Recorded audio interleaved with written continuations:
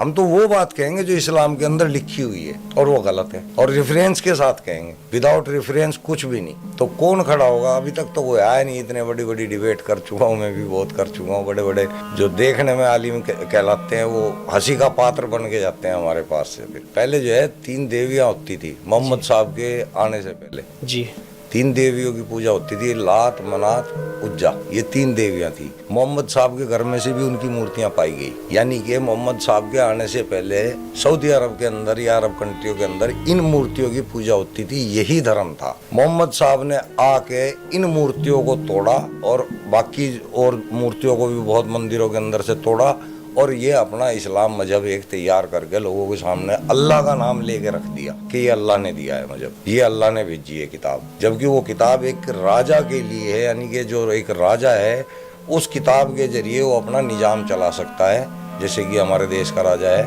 تو اس کے پاس سمویدھان ہے، بالکل، اسی طرح یہ وہاں کے راجا کے لیے لکھا گیا تھا، دیش چلانے کے لیے۔ دیش چلانے کے لیے۔ وہ محمد صاحب نے لکھوایا تھا اپنے لیے، اس میں لوٹ مار تک کا بھی ہے سب کچھ ہے۔ اس ٹائم جیسا کام ہوتا تھا ایسا ہی لکھا جائے گا۔ ہمیں یہ سمجھ میں آ گیا یار دیکھو قرآن اللہ کی تو ہے نہیں، محمد صاحب نے لکھ رکھی ہے، محمد صاحب کی زبان نہیں ہے یہ، محمد صاحب نے اس کو تیار کرایا۔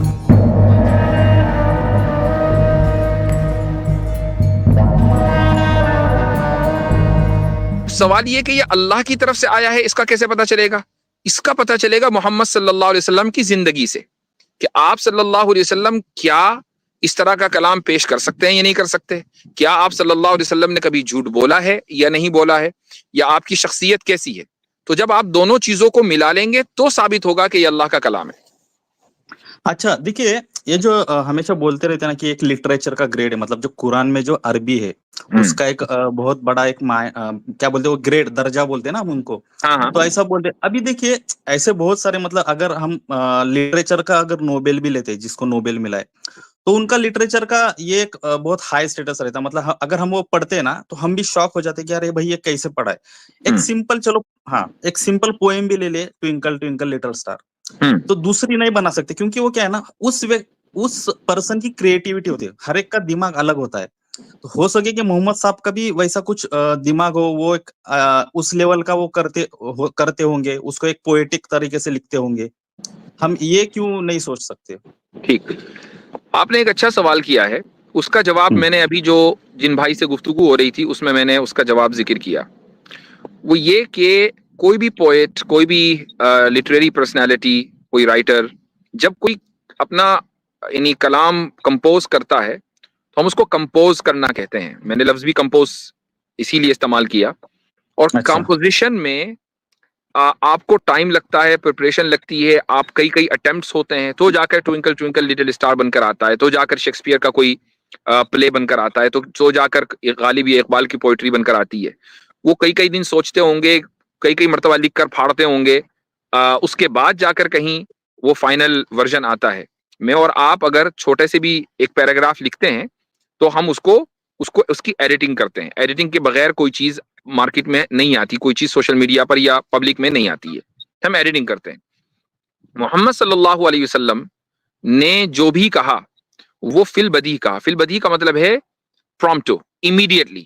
مثلا کوئی واقعہ ہوا اور اس واقعے کے متعلق کوئی آیت نازل ہونی ہے، واقعہ تو پہلے سے نہیں پتا ہے، کوئی بھی واقعہ ہو سکتا ہے، تو اچانک وہ آیت نازل ہوئی اور آپ صلی اللہ علیہ وسلم یہ نہیں کہتے کہ یار رکو ذرا سا، تھوڑا سا میں اس کو ٹھیک کر لوں، اچھا میں ذرا سا اس کو ایڈیٹنگ کر لوں، آج ایک ورژن دے دیا کل کو دوسرا ورژن، نہیں ایسا نہیں ہوتا، بس جو ورژن ہے وہ فائنل ورژن ہے۔ یہ تو ہو سکتا ہے کہ اس آیت کو واپس لے لیا جائے آل ٹوگیدر، یہ نہیں ہوگا کہ نہیں اس آیت کے اندر جو نا ورب تھوڑا غلط استعمال ہو گیا، اس کی جگہ دوسرا ورب استعمال کر لو، اس کی جگہ سبجیکٹ کی جگہ پریڈیکیٹ، پریڈیکیٹ کی جگہ سبجیکٹ، ایڈورب کی جگہ ایڈجیکٹو، ایسا کچھ نہیں ہے، بس جو ہے وہ فائنل ہے۔ تو اس لیے آپ قرآن کو عام لٹریری ورک سے کمپیئر نہیں کر سکتے۔ اچھا ٹھیک ہے۔ مفتی میں صاحب اس میں ایک میرا نند بھائی، اس میں ایک چیز میں ایڈ کرنا چاہ رہا ہوں، وہ یہ ہے کہ آپ کو پوری ہماری جو سیرہ ہے اس میں آپ کو کہیں پہ بھی یہ کلیم نہیں ملے گا کہ حضور صلی اللہ علیہ وسلم نے یہ کہا ہو کہ یہ قرآن میں نے لکھا ہے یا یہ میری طرف سے ہے۔ حالانکہ بیسکلی جب بھی یہ قرآن نازل ہوا ہے تو یہ بڑا واضح طور پہ ان کی طرف سے ہے کہ یہ قرآن ہے، اور ان کے اپنے الفاظ جہاں پہ ہوتے تھے تو وہاں پہ وہ بالکل واضح طور پہ اس میں فرق کرتے تھے. تو اچھا اس وجہ سے ہم لوگوں کو پتا ہے کہ یہ اس میں ڈسٹنکشن ہے.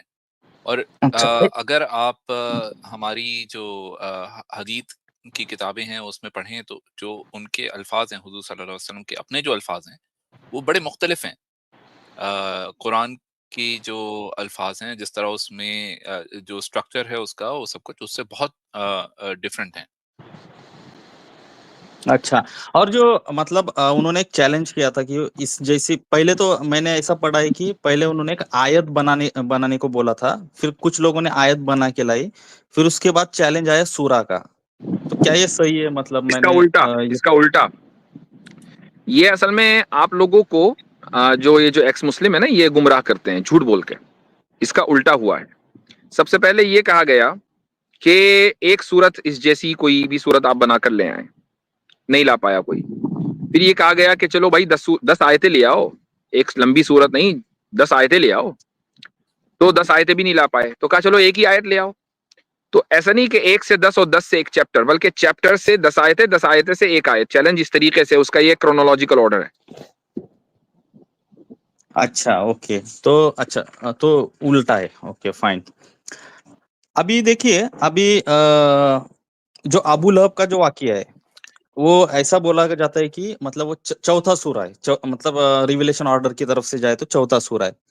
تو اگر مان لو کہ ابو لہب مسلم بھی ہو جاتا, پھر بھی مسلم بھی تو جہنم جانے مطلب مسلم جنت ہی جائے گا ایسا کہیں ذکر نہیں ہے نا. مسلم بھی جہنم جا سکتا ہے اگر وہ کچھ غلط کام کرتا ہے.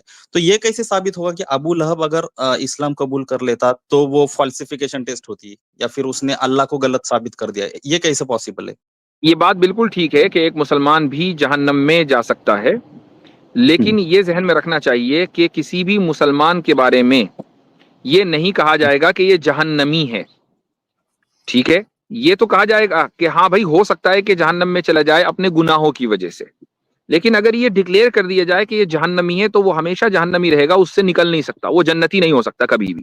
مسلمان جہنم میں جائے گا اپنے گناہوں کی وجہ سے, اور گناہ بھگت کر اس کی سزا بھگت کر وہ جنت میں جائے گا, وہ پرماننٹلی جہنمی نہیں ہے. ابو لہب کو جب یہ کہہ دیا گیا کہ سیصلی نارا ذات لہب, کہ یہ ہر حال میں لپٹوں والی آگ میں جلے گا, تو اب اس کا جہنمی ہونا کنفرمڈ ہو گیا, وہ جنت میں نہیں آ سکتا. وہ یہ کہہ دیتا کہ میں نے اسلام قبول کر لیا, میں بھی کچھ دن جہنم میں ٹہل کے جنت میں جاؤں گا, اور غلط ثابت کر دیتا, لیکن نہیں کر پایا. ہاں دیکھیے جو ابو لہب کا جو سورہ ہے نا اس میں یہ کہاں لکھا گیا ہے کہ وہ ہی will be forever in the جہنم. یہ مطلب فار ایور تو نہیں ہے نا, وہ جسٹ اس کے آگ اس میں رسی ہوگی یا ہاتھ ٹوٹ گئے, یہ اتنا ہی لکھا گیا ہے. وہ فار ایور جہنمی ہوگا وہ تو نہیں لکھا گیا نا اس میں. میں وہی کہہ رہا ہوں کہ جب اللہ کی طرف سے کسی کو آئیڈینٹیفائی کر کے جہنمی قرار دے دیا جاتا ہے تو اس کا فور ایور ہی جہنمی ہونا ضروری ہے, چونکہ اگر وہ جہنمی فور ایور نہیں ہوگا تو اللہ تعالیٰ غلط ثابت ہو جائے گا. بھائی اللہ کہہ رہا ہے جہنمی, وہ 20 سال کے بعد سزا بھگت کر جہنم سے نکل کر جنت میں جا رہا ہے تو وہ تو جنتی ہو گیا نا. پھر جب سزا بھگت کر وہ جنت میں جائے گا تو اب جہنمی کہا رہا, تو جنتی ہو گیا. اچھا پھر وہ جو کہا گیا ہے کہ اس کے ہاتھ ٹوٹ جائے وہ یہ ہو جائے گا, برباد ہو جائے گا.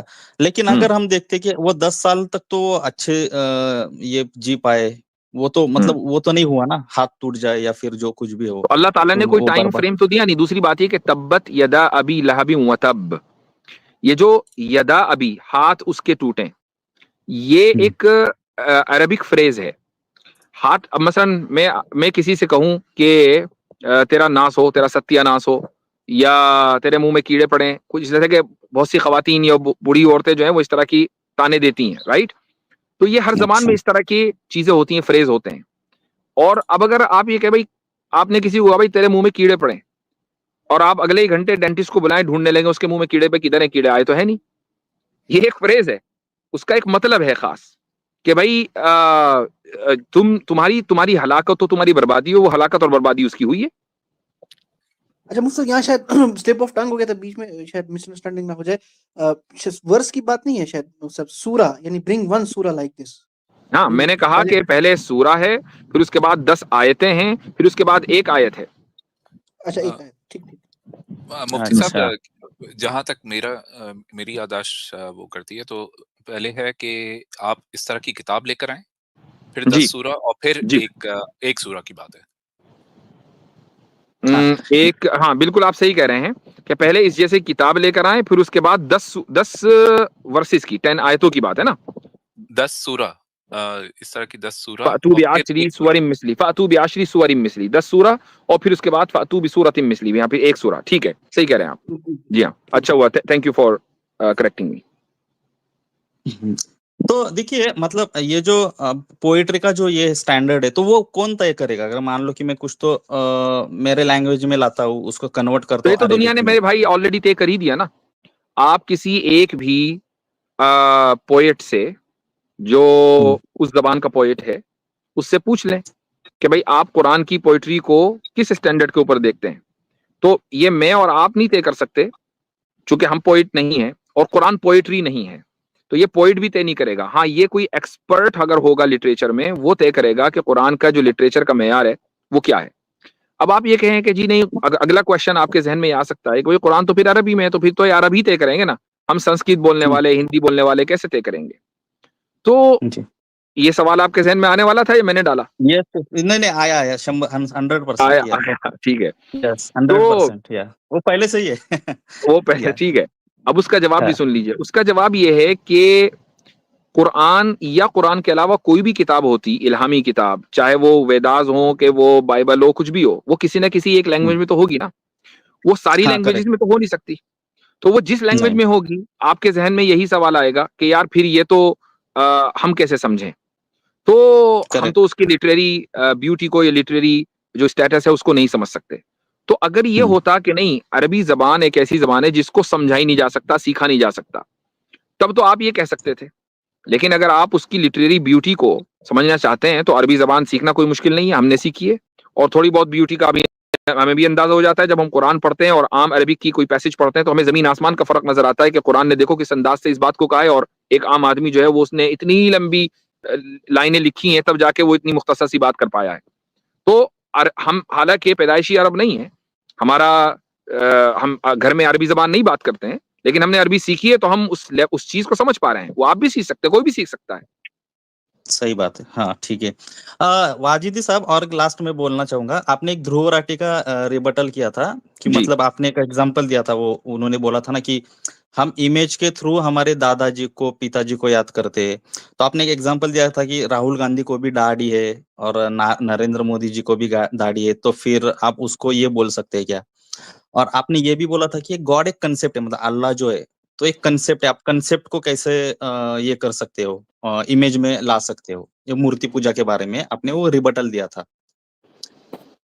ٹھیک ہے, تو میں یہی کہنا چاہوں گا کہ اگر آپ بول رہے ہیں نا کہ اللہ ایک لائک کنسپٹ ہے, تو دیکھیے کبھی کبھی کنسپٹ جو ہوتا ہے نا, مطلب مان لو کہ وہ فزیکل کنسپٹ ہے اور کیمسٹری کی کنسپٹ ہے. مان لو کہ بینزین رنگ ہے, اب بینزین رنگ ایگزیکٹلی کیسے ہمیں نہیں پتا ہے, پھر بھی ہم اس کی امیج نکالتے ہیں ہمارے کنوینئنس کے لیے, ہمارے انڈرسٹینڈنگ کے لیے.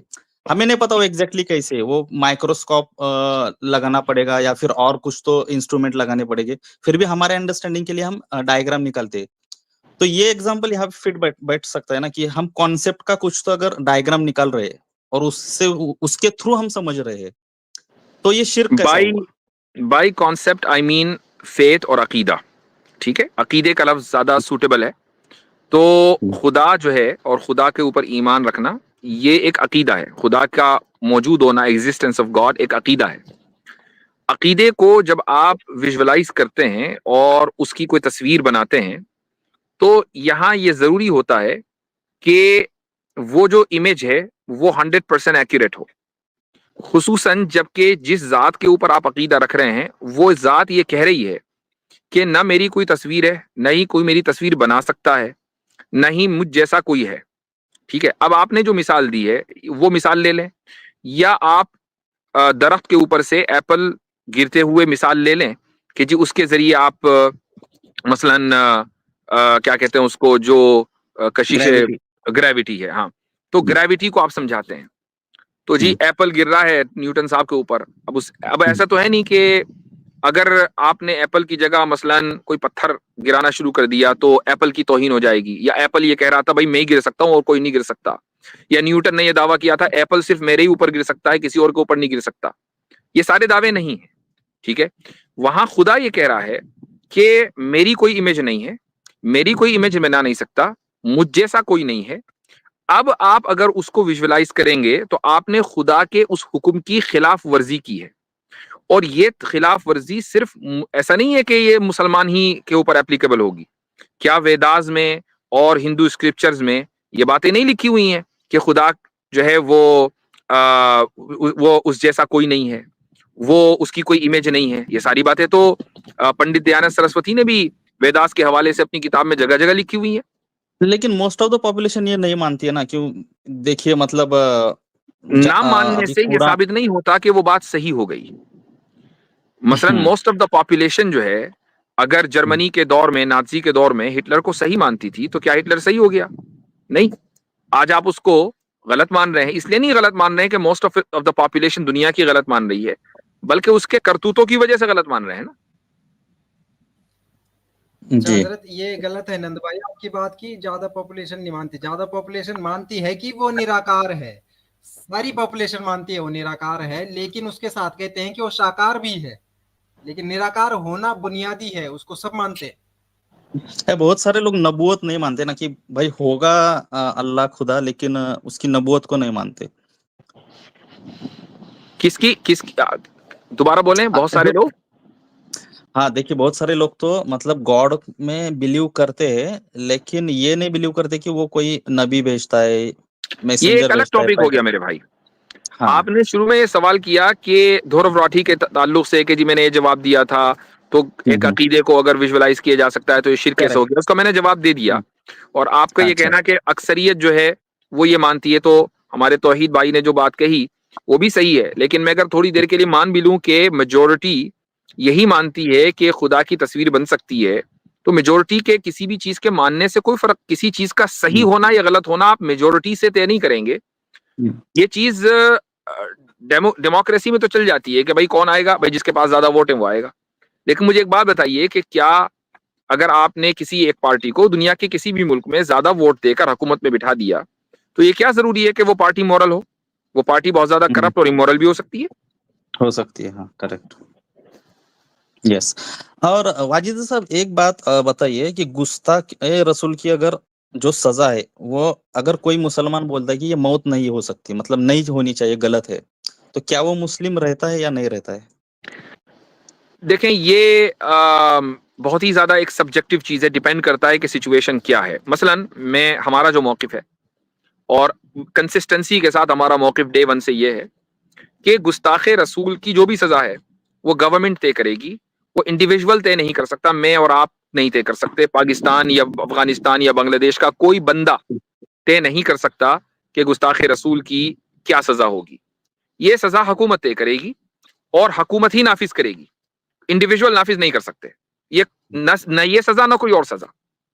تو جو مسئلہ آتا ہے وہ مسئلہ یہ آتا ہے کہ جب مان لیں کسی کے اوپر الزام لگتا ہے گستاخی کا اور عوام اپنے طور سے اس کے اوپر سزا بھی نافذ کر دیتی ہے، اور جب ان سے کہا جاتا ہے تو وہ کہتے ہیں کہ بھائی عدالتیں تو ہماری بات سنتی نہیں ہے. یہ ایک شکوہ درست ہو سکتا ہے، لیکن اس کا مطلب یہ نہیں ہے کہ آپ اپنے طور سے سزا نافذ کر دیں.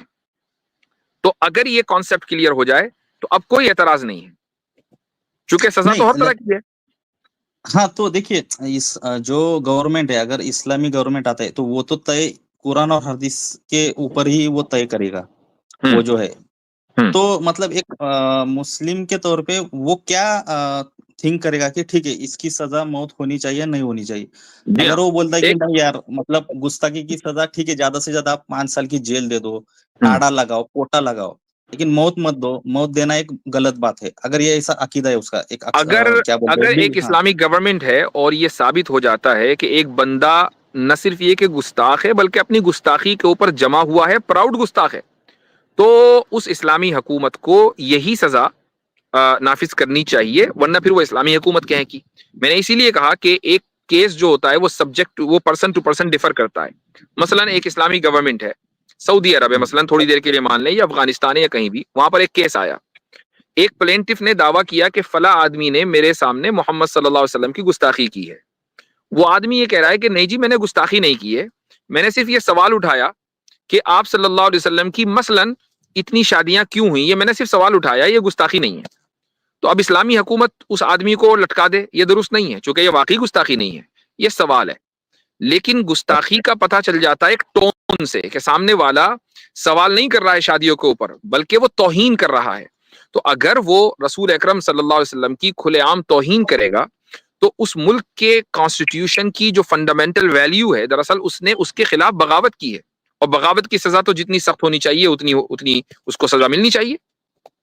اچھا تو لیکن دیکھیے اگر موت اگر دی جاتی ہے تو یہ بھی تو چانسز ہے نا کہ وہ مرتے وقت اس کو شاید اللہ ہدایت دے اور وہ پھر سے ریٹرن ہو جائے, تو یہ موت دینا یہ غلط ہی بات ہوئی نا. مطلب اگر اچھا اب اگر کوئی آدمی, ٹھیک ہے بہت گڈ کوشچن, اگر ایک آدمی مان لیں مسلمان ہے اور وہ اپوسٹیٹ ہو گیا, اس کے ذہن میں کوئی ڈاؤٹس آ گئے اور اس نے گستاخی کر ڈالی ہے جو بھی ہے, اب ہمارے یہاں 4 اسکولز آف تھاٹ ہیں, ان میں آپس میں اس تعلق سے ڈس ایگریمنٹ پایا جاتا ہے. تو سب سے جو فلیکسیبل اس معاملے میں اسکول آف تھاٹ ہے وہ حنفی اسکول آف تھاٹ. وہ یہ کہتے ہیں کہ بھئی آپ اس کو 3 دن کا موقع دیں اور اس کو سمجھائیں بجھائیں. اگر مان لیجئے وہ تیار ہو جاتا ہے کہ ہاں جی میں سمجھ گیا, میں آئندہ گستاخی نہیں کروں گا, میں کلمہ پڑھتا ہوں, کوئی سزا نہیں ہے, واپس ویلکم بیک ٹو اسلام. مالکی اسکول آف تھاٹ یہ کہتا ہے کہ بھائی وہ اب اللہ جانے وہ جانے, اس نے ملک کا ایک قانون توڑا ہے, سزا ملے گی, وہ مسلمان ہو رہا ہے بہت اچھی بات ہے, اللہ تعالیٰ اس کو سیدھے ڈائریکٹ جنت میں پہنچا دیں گے. لیکن ہمیں تو نہیں پتا نا کہ وہ دل سے اسلام قبول کر رہا ہے نہیں کر رہا ہے. تو اب یہ حکومت کو اختیار ہوتا ہے کہ وہ کس اسکول آف تھاٹ کے فتوے پر عمل کر کے اس کو قانون بنا دے. یہ حکومت کا اور جو بھی لیڈرشپ ہے یہ اس کا اختیار ہے, یہ عوام کا اختیار نہیں ہے. اچھا ٹھیک ہے. واجد صاحب دیکھیے یہ ماس ٹرانسمیشن آف قرآن جو ہے نا, ابھی دیکھیے اس میں جو تھوڑے اختلاف ہمیں جو پائے جاتے چھوٹے چھوٹے جو ورڈنگ کے جو ہے, تو اس کو کیسے فکس کر سکتے ہیں ہم؟ یہ جو بولتے ہیں نا کہ 19 حفظ جو بولتے ہیں قالون ورش, تو مطلب یہ اس پہ ہم کیسے فکس کر سکتے کہ ٹھیک ہے یہ بدلا جو الزام لگتا ہے کہ وہ بدل گیا ہے قرآن, ہاں اگر کرپشن ہوا. یہ اعتراض یا آبجیکشن اس وقت جینیوئن ہوتا, اگر آپ یہ کہہ رہے ہوتے یا مسلمان یہ کہہ رہے ہوتے کہ نہیں جی حفظ جو ہے وہ زیادہ بہتر ہے, ورش ذرا کم بہتر ہے, اور تب تو ہم یہ کہہ رہے ہوتے, یا یہ کہہ رہے ہوتے کہ نہیں حفظ درست ہے ٹھیک ہے ورش غلط ہے. اگر ان دونوں میں سے کوئی ایک بھی دعویٰ ہوتا تو آپ کا یہ جو کوشچن ہے یہ جینیوئن تھا. لیکن اگر ہم یہ کہہ رہے ہیں کہ حفظ اور ورش قالون یہ سارے کے سارے رسول اللہ صلی اللہ علیہ وسلم سے ماس ٹرانسمیشن ہو کر آئے ہیں اور سب کے سب صحیح ہیں, یہ بھی صحیح ہے وہ بھی صحیح ہے, دونوں ہی طرح سے اللہ تعالیٰ نے قرآن کریم کو نازل کیا ہے, تو اب کوئی مسئلہ نہیں ہے, اور دونوں میں کانٹرڈکشن ہے نہیں. یعنی ایسا نہیں ہے کہ اگر ایک قرات کو آپ نے لے لیا مثلا ورش کو تو اب حفظ غلط ہو جائے گی, یا حفظ کو لے لیا تو ورش غلط ہو جائے گی. دونوں میں سے ایک کو لینے سے دوسری غلط نہیں ہوتی. نہیں وہاں پہ تو ایک آیت کا فرق ہے نا, وہ مسنگ کچھ تو ہے نا, ایسا بولتے ہیں. نہیں ایک تو یہ کہ اس کی مثال آپ کو دینی چاہیے, لیکن اگر آپ یہ ثابت بھی کر دیں فرق ہے تو فرق کو تو ہم بھی مان رہے ہیں. ورش اور حفظ میں, ورش اور قالون میں obviously فرق ہے, لیکن اگر وہ فرق خود اللہ نے بتایا ہو تو اب کیا پرابلم ہے؟ اچھا تو دیکھیے یہاں پہ اختلاف یہاں یہ پایا جاتا ہے کہ ایک جگہ پروفیٹس نے یدھ کیا ایسا بولا گیا, اور یہاں ایک پہ جگہ وہ مرے ایسا لگا. بھائی میری آواز آ رہی ہے, تو یہ کیسے فکس کر سکتے ہیں؟ جی توحید بھائی میری آواز آ رہی ہے نند بھائی؟ پہلے آپ کی آواز نند بھائی کافی تاخیر بھی ہو گئی ہے, ویسے اس کا جواب دے دو, ایک جواب دے دو. مطلب ہاں وہ آیت مجھے دیجئے, وہ آیت مجھے دیجئے تو میں اس کا جواب دے پاؤں گا. یہ تو آپ نے ایک ہائپوتھیٹیکل بول دیا, وہ آیت سامنے آنی چاہیے. مجھے 1 منٹ دے دیں, میں دیتا ہوں. البتہ مجھے ایک چیز یاد آ رہی ہے, آپ شاید میری اسٹریم میں آئے تھے پچھلے ہفتے سنڈے کو, اور آپ نے بیک اسٹیج پر یہ کہا تھا کہ آپ اسلام قبول کرنا چاہتے ہیں. نہیں یہ میں نے نہیں کہا تھا, آنیسٹلی اسپیکنگ یہ میں نے نہیں کہا تھا, دوسرے کسی نے بولا ہوگا. اس سے پہلے کا کوئی ہوگا, بعد میں کا کوئی ہوگا. دیکھیے میرے بہت سارے سوال ہے, اگر اس کے جواب میں مجھے ملیں گے تو انشاءاللہ میں کروں گا, اس کا کوئی یہ نہیں ہے ابھی تو, مطلب نہیں ہے. I am not wishing. That's fine. وہ تو میں نے ایسے ہی پوچھ لیا کہ آپ نے اس وقت کہا تھا تو صحیح کہا تھا, یہ جو بھی ہے. تو آپ جو ہے جب تک کہ اس کا ریفرنس نہ دیں, وہ ہمارے سامنے نہ ہو, تب تک اس کا جواب دینا مناسب نہیں ہوگا. ہاں میں 1 منٹ میں دیتا ہوں, جسٹ سیکنڈ. باقی آپ کو 1 منٹ دینا ہی نہیں, یہ ماڈریٹر جانتے ہیں بہتر. नंद भाई ऐसा है कि आपसे जब भी गुफ्तगू होती है तो 45 मिनट 1 घंटे तक होती है माशाल्लाह, तो नेक्स्ट स्ट्रीम में आ जाएगा हजरत की, तो वहां आगे के सवाल रख लीजिएगा मजीद, ठीक है चलेगा, ठीक है ना? कोई बात नहीं। ठीक, इन्होंने यस, तो बहुत इन्होंने तो बहुत आज शुक्रिया माशाल्लाह वाजिद मुफ्ती साहब। साहब का इंटरव्यू ही ले वाजिद, लिया। नहीं खुद से। बहुत बहुत शुक्रिया, आप इतना टाइम दिया, आप जनरली मिलते नहीं हो फिर भी मुझे और ऐसा लगा कि आप मेरे लिए ही आए हो, ऐसा थैंक यू, मतलब भाई देते हैं कि नहीं चांस, ऐसा लगा। ठीक है वेरी थैंक यू, मतलब थैंक बहुत यू। बहुत शुक्रिया आपका, बहुत बहुत शुक्रिया।